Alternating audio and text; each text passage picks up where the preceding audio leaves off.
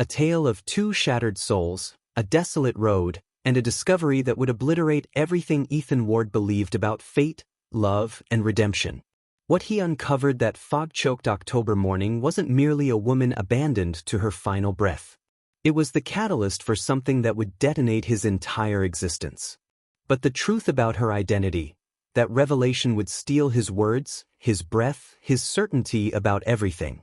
The October fog strangled the landscape that morning, suffocating the ground like death's own shroud. Ethan Ward's boots ground against gravel as he trudged along Riverbend Road, a forsaken stretch of crumbling asphalt that witnessed fewer than 3 vehicles daily. He'd been walking nearly 40 minutes, approximately 3 miles from the decaying farmhouse, approaching the Hutchinson property where he'd committed to repairing a collapsing barn roof. The compensation was pitiful, but it was something. And something eclipsed nothing when a 6-year-old daughter counted on your survival. That's when he noticed it. Initially, it resembled discarded dark clothing someone had abandoned in the drainage ditch. But something about its configuration made his stomach contract violently. "Hey!" Ethan exploded into a sprint, his pulse detonating. "Hey! Can you hear me?" Distance collapsed, and the details crystallized into nightmare clarity. A woman lay motionless in the shallow trench. Her body contorted at an angle nature never intended. Her business suit hung in tatters, saturated with mud and darkened blood. Her face, beautiful brown skin now beaten beyond recognition, swollen purple with the unmistakable signature of fists, not gravity. Ethan collapsed beside her, construction site first aid protocols erupting from muscle memory. 2 fingers pressed against her throat, hunting desperately for pulse evidence. The faint but present. "Ma'am. Ma'am, can you hear me?" Silence answered. Her skin transmitted ice through his fingertips. This wasn't accidental. Someone had brutalized this woman methodically and abandoned her here for death's collection. But something else froze his blood completely. Her legs. Their positioning. The muscle deterioration visible even through destroyed slacks. And there, half submerged in dirt, track impressions scoring the mud. Something wheeled had occupied the space. A wheelchair. Someone had beaten a paralyzed woman and discarded her body in absolute nowhere. Ethan's gaze swept the empty road. 0 vehicles. 0 structures visible. 0 phone service penetrating this wilderness. The nearest telephone waited at Mrs. Green's residence, a quarter mile from his farmhouse. He verified her breathing again. Shallow. Labored. Hours weren't promised. The decision materialized instantly. He carefully gathered her, cradling her like he once carried his daughter Naomi. The woman weighed practically nothing. As he lifted, her head surrendered against his chest, releasing a soft, unconscious whimper that pierced him. "I've got you. You're surviving this. I promise." The return journey stretched into infinity. His arms combusted. His spine screamed rebellion. But he refused to stop. Every few minutes, he'd freeze, confirming she still breathed, then continue moving. The fog surrendered as his farmhouse finally materialized through the trees. The aging structure appeared especially defeated in morning light, paint peeling like dead skin, porch sagging, that roof puncture he perpetually intended to repair. Ethan shouldered through the entrance, navigating directly to his bedroom. He positioned the woman carefully on his bed, then retrieved the first aid kit from the hall closet. The muscle atrophy in her legs was catastrophic. Years of paralysis, not months. The bruising decorating her arms revealed where someone had seized her violently. Defensive wounds scarred her hands where she'd attempted resistance. This wasn't random brutality. This was intimate violence. Ethan sprinted to Mrs. Green's house, hammering her door until the elderly black woman materialized, silver locks wrapped in vibrant fabric.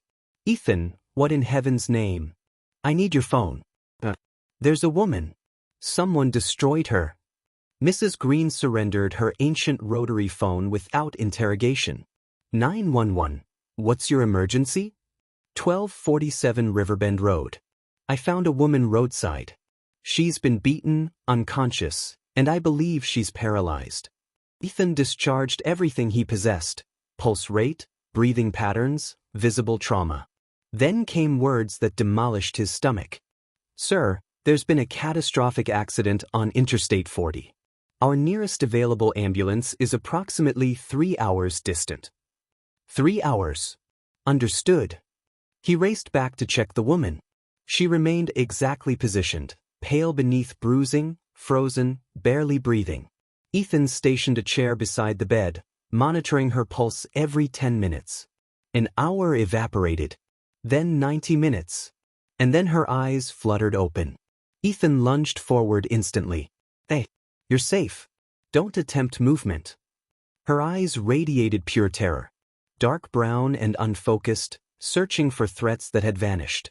"Please don't let them discover me. Nobody's harming you here. I promise." "My chair." Her words arrived in shattered fragments. "They seized my chair. Said I wouldn't require it. Burned it while I watched." Ethan felt rage coiling in his gut like something alive. "Isabel," the woman whispered. "My sister." She observed. She simply observed. "Shoo.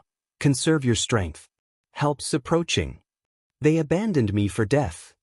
A solitary tear tracked down her brutalized cheek. "She declared our father was foolish, granting me the company when I can't even walk." Then her eyes rolled backward, consciousness escaping again. The ambulance finally materialized 2 hours and 47 minutes post-call. The paramedics invaded with professional precision. "Sir, did she communicate anything?" "She was conscious approximately 1 minute. Mentioned something about her sister. About her wheelchair being incinerated." The paramedic's expression darkened ominously. "This woman's been drugged. Heavy sedatives. These injuries, someone wanted her eliminated." "Which hospital receives her?" "St. Catherine's in Asheville." Ethan nodded grimly. "I'm following." Ethan rushed back to Mrs. Green's house where his daughter Naomi was consuming breakfast. The little girl glanced up from cereal, brown eyes brilliant, thick curls captured in 2 puffs. "Daddy, you back early?" "Something occurred this morning. I discovered a lady who's injured, and I must ensure she reaches the hospital safely. Can you be brave and accompany me?" Naomi's eyes expanded. "Is she hurt bad?" "Pretty bad. Yeah." "Then we got to help her."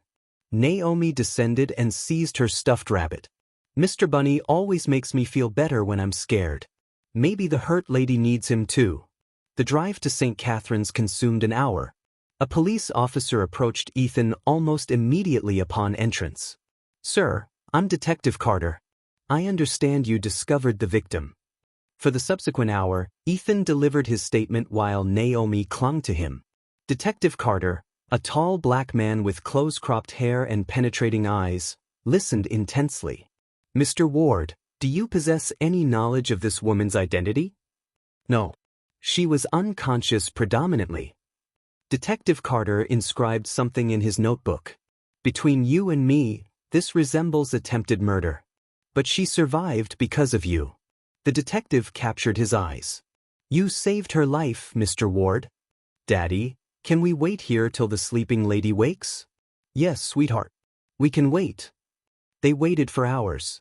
Naomi created pictures with crayons a compassionate nurse provided. Ethan occupied the uncomfortable plastic chair, his mind wandering to territories he'd been attempting to avoid for 2 years. He thought about Rachel.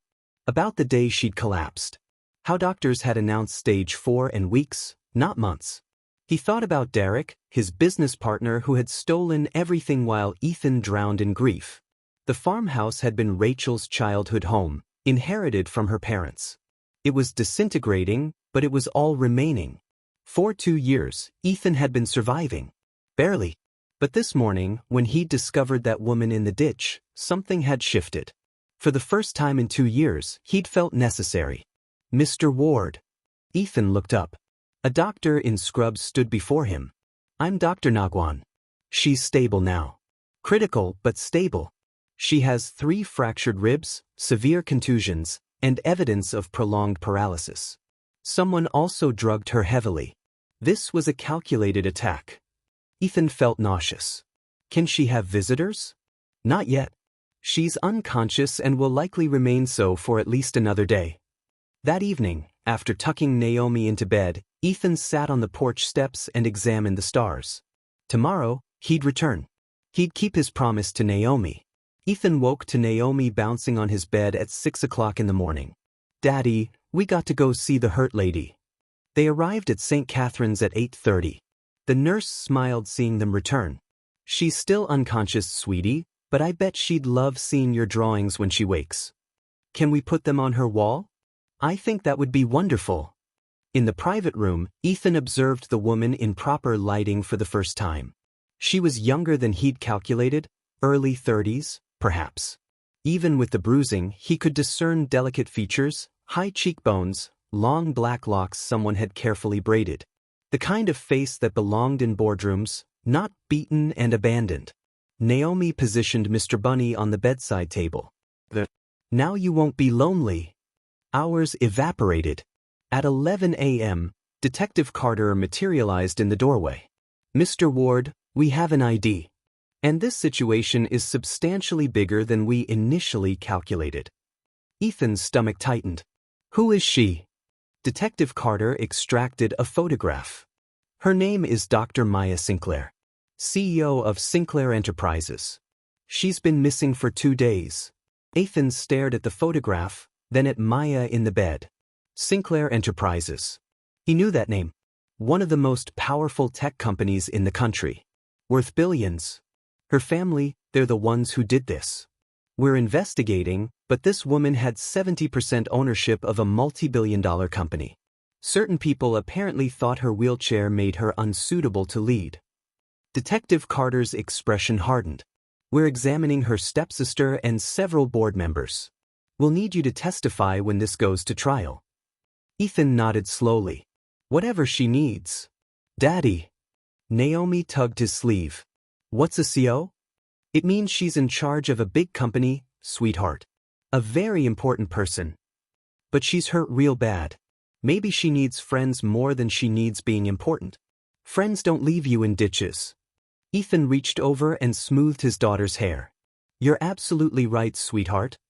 The next day, Maya remained unconscious. Ethan and Naomi came again. On the third day, Naomi brought a book. "Can I read to her, Daddy? Mommy used to say that sick people can hear stories even when they sleeping." "Yes, sweetheart. I think she'd like that." So Naomi read, stumbling over words, creating funny voices. Ethan watched and felt something stir in his chest. On the fourth day, everything transformed. They arrived to find Maya's room bustling with activity. The crowd parted, and he observed her, awake, sitting up in bed, looking pale but unmistakably conscious. Her dark eyes landed on Ethan. "You," she said, her voice hoarse. "You're the one who found me." "Yeah. That was me. The nurses told me. They said you carried me 3 miles. Saved my life. Anyone would have done the same." "No." Maya's voice was firm. "They wouldn't have. Most people would have kept walking. Especially once they realized." She gestured to her legs. "Once they realized I couldn't walk." "You're not broken," Ethan said before he could stop himself. Their eyes met and held. "Daddy, can I say hi now?" Maya's expression softened. "Is this your daughter?" "This is Naomi." "You got a pretty name. It sounds like a princess name." Maya's laugh was weak, but genuine. "Not quite, sweetie. I left my bunny for you so you wouldn't be lonely. Did he help?" Maya's eyes filled with tears. She reached for the stuffed rabbit. "He helped very much." "Thank you, Naomi." A suited man cleared his throat. "Miss Sinclair, we should let you rest." "No. Give me a few minutes alone with Mr. Ward and his daughter, please." The room emptied. Maya studied Ethan. "Tell me about you." He chose his words carefully. 2 years ago, I lost my wife to cancer. Lost my business to a crooked partner. Lost everything except my daughter and an old farmhouse." He met Maya's eyes. "So when I saw you in that ditch, I wasn't going to be one of those people who walks away." Maya's expression shifted. "They tried to kill me," she said quietly. "My stepsister Isabel and 3 board members. They drugged me, drove me out to that road, and destroyed my wheelchair. Burned it while I watched." Ethan felt rage coiling in his gut. "That's evil." but I'd been gathering evidence of their embezzlement for months. They decided to remove the problem. Except the problem is still here, Ethan said firmly. Because of you, Maya's voice dropped to a whisper. You saved my life, Ethan Ward. You don't owe me anything. Yes, I do. And more than that, I don't have anyone. No family I can trust. For days, the only people who came were a stranger and his 6-year-old daughter. Ethan thought about his own isolation since Rachel's death. Yeah, I know exactly how that feels. Their eyes met again, and this time the connection was undeniable. Over the next 2 weeks, Ethan and Naomi became fixtures at St. Catherine's. They visited daily. Ethan brought soup and conversation. Naomi brought endless drawings and stories. Maya began to heal. The bruises faded. She could sit up without wincing. But without her wheelchair, she was trapped. The custom one I had took 6 months to build, she explained one afternoon. It was designed specifically for my needs. And they just destroyed it. You're not helpless, Ethan said firmly. You're running your company from a hospital bed and building a case against people who tried to murder you. That's not helpless. Maya smiled, but it didn't reach her eyes. The hospital is discharging me next week. But I can't go back to my penthouse, it's a crime scene. And I can't go to a facility. So where will I go? I don't know. Ethan opened his mouth, closed it, then opened it again. The offer was insane, but he remembered Rachel's words. Promise me you'll stay open to love. Stay with us, he heard himself say. Maya blinked. What? The farmhouse. It's not fancy, but there's room. You'd be safe. Mrs. Green has an old wheelchair from when her husband was alive. And I was a contractor. I can build ramps, modify things. Ethan, why would you do this? Because I don't see Maya Sinclair. I just see someone who needs help. Naomi tugged his sleeve. Can I give her Mr. Bunny now, Daddy? Maya watched the little girl. You're a good man, Ethan Ward. Maybe we can tread water together for a while. She laughed through her tears. But I'll help too with expenses. I'm not dead weight. Ethan smiled. Deal. The next 3 days were a whirlwind. Ethan borrowed the old wheelchair and spent every hour working on the farmhouse, building a ramp, modifying the bathroom, creating a desk from reclaimed wood. Mrs. Green brought casseroles and blankets. The day Maya was discharged, Ethan drove to the hospital. Naomi bounced in her seat, chattering about everything she'd show Maya. Maya was waiting, dressed in simple jeans and a sweater, her locks pulled back. She looked nervous. Ready? Ethan asked. Maya stared at the old wheelchair, then lifted herself into it with practiced efficiency. It's perfect, she said. When they pulled up to the farmhouse, peeling paint, sagging porch, Maya studied it. It's beautiful. You're a terrible liar. I'm serious. It feels like a home. Inside, Maya wheeled through each room slowly. She stopped at the desk he'd built. You made this. Nothing fancy. Ethan, she turned to look at him. This is the kindest thing anyone has ever done for me. You deserve kindness, he said simply. Their eyes locked, and the farmhouse kitchen felt very warm. Then Naomi stumbled in. Miss Maya, you're here. Come see my room. The moment broke, but the warmth remained.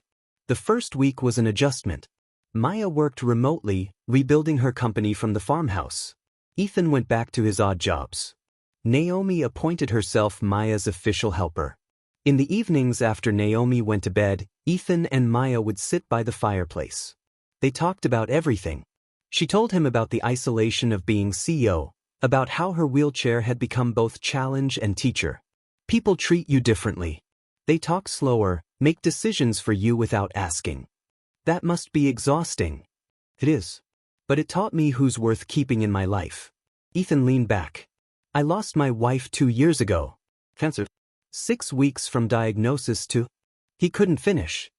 Then my business partner stole everything. I'm sorry, Maya said softly. The grief is one thing, but the isolation after, people stopped calling. I understand that, Maya said. When I had my riding accident, half my friends vanished. They sat in silence, 2 people who'd been abandoned, finding understanding in each other. Can I ask you something? Maya's voice was tentative. Anything. Why aren't you angry? He considered carefully. I was. For months. But then Naomi asked me why I was so sad all the time. I realized I could either stay angry or find the good moments. That's survival. He turned to look at her. You understand that? You've been surviving your whole life, proving yourself, building an empire despite everyone saying you couldn't. Ethan, I don't think you realize how extraordinary you are. You saved my life. You opened your home. You just see me. That's not extraordinary. That's just being human. Maybe that's what makes it so rare. Their eyes met and held. Ethan reached out slowly. She didn't pull away. His hand covered hers. Their fingers, his darker, hers lighter brown, intertwined. They stayed like that for a long time. Weeks fell into rhythm. Ethan would make breakfast and head to work. Maya would command her company from her desk. Naomi would come home bursting with stories. One evening, Maya insisted on helping with dinner. They worked side by side and Ethan felt something shift. After dinner and Naomi's bedtime, Ethan came downstairs to find Maya on the floor doing exercises. Need a spotter? He asked. Always. He sat beside her, counting reps. The exercises were grueling, but she pushed herself hard. Enough, Ethan said finally. His hand covered hers. It's enough. She looked at him, breathing hard, then nodded. Help me back. He lifted her carefully into the wheelchair, but instead of wheeling away, she stayed close. Thank you, she said softly, for not treating me like I'm fragile. You're the least fragile person I know. I feel fragile around you. In a good way. Ethan crouched down so they were eye level. Maya's hand came up to rest against his cheek. Ethan, I think I'm falling for you. And that terrifies me. His heart hammered. Why? Because I've lost everything once. I don't think I could survive losing you too. Ethan covered her hand with his. You're not going to lose me. You don't know that. No. But I know that finding you was the first time in 2 years I felt like my life had purpose. I know that hearing you laugh with Naomi makes me happier than I thought possible. Maya's eyes filled with tears. That's the most beautiful thing anyone's ever said to me. She pulled him closer, and he wrapped his arms around her. They held each other, two broken people discovering that sometimes broken pieces fit perfectly. The next morning, Naomi found them asleep by the fireplace, hands still intertwined. Daddy, you holding hands with Miss Maya? Ethan jolted awake. What's wrong, sweetheart? Nothing's wrong, but you like her, which means maybe we're going to be a family. Maya laughed. Good morning, Naomi. Is it true? Do you like my daddy? Maya looked at Ethan. Yes. I do. Very much. Is that okay? Naomi's face split into the biggest smile. It's the best. Can we have pancakes to celebrate? As Ethan made breakfast, he watched Maya and Naomi at the table. He thought, this is happiness. 3 weeks in, Maya's new custom wheelchair arrived. The sleek, high-tech chair looked like it belonged in a sci-fi movie. It looks like a spaceship, Naomi squealed. But before Maya transferred to it, Naomi appeared with butterfly stickers for good luck. 20 minutes later, the sleek black wheelchair was covered in sparkly butterflies. November arrived with cold winds. One night he found Maya on the phone speaking rapid business speak to someone clearly giving her trouble. When she hung up, she looked drained. Tough call? Former business partner trying to weasel out of a contract. What did you tell him? Maya's smile was sharp. I told him I survived attempted murder. I'm not afraid of him. Ethan laughed. Remind me never to cross you. You're safe. You're not a business deal. What am I then? She wheeled closer. You're the person who makes me remember what it's like to feel safe. You're the reason I'm thinking about what comes after. And lately what I want looks like this, like you and Naomi in this farmhouse. Ethan's breath caught. Maya, I'm not asking for promises. But I need you to know this isn't temporary for me. What I feel for you, it's real. Ethan crossed the room, dropping to his knees. It's real for me too. Then what do we do? I don't know. But maybe we just keep going. Keep being honest. Maya's hand cupped his face. I can do that. He leaned forward, and this time there was no hesitation. Their lips met in a kiss that was gentle and fierce all at once. When they pulled apart, both breathing hard, Maya smiled. I think Mr. Bunny was right. Ethan laughed, resting his forehead against hers. Don't tell Naomi. Too late. Naomi's voice called from the stairs. I heard everything. They dissolved into laughter, and Ethan realized this was exactly what he'd been missing. It was life. Real, beautiful, imperfect life. December brought snow and difficult news. The trial date was set for late January. Maya would have to return to Atlanta. I have to go back, she said one evening. I know, Ethan said. Come with me. He looked up sharply. What? You and Naomi. Come to Atlanta. Maya rushed on. I have a house in the suburbs, 4 bedrooms, huge yard, excellent schools. And my company needs a new head of facilities and construction. Maya, I can't accept charity. It's not charity. You built Caldwell Construction into a $3 million company. And more than that. Her voice softened. I'm falling in love with you, Ethan Ward. I don't want to do this separately. I want us together. Ethan felt like the floor had disappeared. You love me? Yes. I love you. I love your daughter. I love this farmhouse and your determination to fix everything. I love that you see me as a person. He kissed her, cutting off the words. When they broke apart, they were both crying. I love you too, he whispered. You deserve everything. Let me give you that. Not as charity, but as someone who loves you. What about this place? Ethan looked around. Keep it. But Ethan, don't trap yourself in the past. Rachel would want you to live. He thought about Naomi, who deserved better opportunities. About the future he could build with Maya if he was brave enough. Can I think about it? But Naomi, eavesdropping again, had different ideas. Daddy, can we please go to Atlanta, please? I really want us to be a proper family. Ethan looked at his daughter's hopeful face, then at Maya's careful hope, and felt something crack open. Maybe it was time to stop just surviving. Yeah, he said. Yeah, let's do it.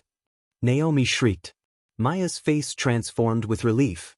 And Ethan felt, for the first time in 2 years, like the future held promise. 4 months later, Ethan stood in his new office on the 15th floor of Sinclair Enterprises HQ, looking out at the Atlanta skyline. Behind him, his office door opened. Mr. Ward, you have a visitor, his assistant said. Maya rolled in, looking every inch the CEO in a burgundy suit. Hey stranger. Lunch. Ethan grinned. The boss is asking me on a date. Consider it a performance review. She wheeled closer and he kissed her. The trial had concluded weeks ago. Isabel and the board members were convicted. Maya had restructured Sinclair Enterprises completely, implementing accessibility initiatives that Naomi had inspired. But Ethan knew the real story. It wasn't about a CEO reclaiming her empire. It was about 2 broken people finding each other and choosing to build something beautiful from the wreckage. How's Naomi? Maya asked. Made 3 new friends today. Of course, Mr. Bunny is a legend. At lunch, Maya pulled out a small box. Ethan's heart stuttered. What's this? Inside was a key. The farmhouse. I had it remodeled. New roof. Everything fixed. I thought maybe we could use it as a retreat. Ethan stared at the key. I don't deserve you. Yes, you do. You saw me when I was at my lowest, and you didn't walk away. That kind of love saves lives. I love you so much it scares me. But, because I have one more thing. She pulled out another box. A ring. Simple, elegant. Marry me, Maya said. Build a life with me. Not because I saved you or you saved me, but because we choose each other every day. Ethan couldn't speak. He just nodded until she laughed and he kissed her and the restaurant erupted in applause. That evening, when they picked up Naomi, she saw Maya's ring and screamed, Mr. Bunny was right. We're going to be a family for real. Ethan lifted his daughter up and looked at Maya. The woman he'd found broken in a ditch. The woman who'd refused to give up. The woman who taught him that second chances were real. Yes, sweetheart. We're a family. The best kind. The kind we chose. That night, Ethan and Maya sat in their living room. Do you ever think about that morning? Asked Ethan. Every day, admitted Maya. If you'd left 5 minutes earlier, if the fog had been thicker. She ran her fingers through his hair. But you didn't. The universe was giving us both a second chance. You'd lost everything. I'd been betrayed, left for dead. We were both broken. And broken things can be fixed, Ethan finished. Or rebuilt into something better. He knelt beside her chair. I loved Rachel. Part of me always will. But loving you doesn't diminish that. You're exactly who I'm meant to be with right now. Ethan, I need you to hear this. I don't see your disability. I see your strength. I see a woman who runs a billion-dollar company, who survived attempted murder, who decorates her wheelchair with butterfly stickers because a 6-year-old asked. Stop. You're going to make me cry. One more thing. He pulled out a ring he'd designed himself. Simple gold with coordinates inscribed inside, of where he'd found her. Maya Sinclair, will you marry me? Not because I saved you, but because I choose you every day for the rest of my life. She was crying fully now, nodding. Yes. Of course. Yes. He slid the ring onto her finger and kissed her with everything he had. Outside, snow began to fall. Ethan understood something fundamental. It's not about the disasters. It's about what you choose to do after. It's about the people you find in the wreckage. The hands you hold in the darkness. 2 years ago, he'd lost everything. 6 months ago, he'd found a woman dying in a ditch. Today, he had a family, a career, a future. Sometimes the greatest treasures aren't found when you're searching. Sometimes they're discovered when you simply stop to help someone else. When you choose compassion over convenience.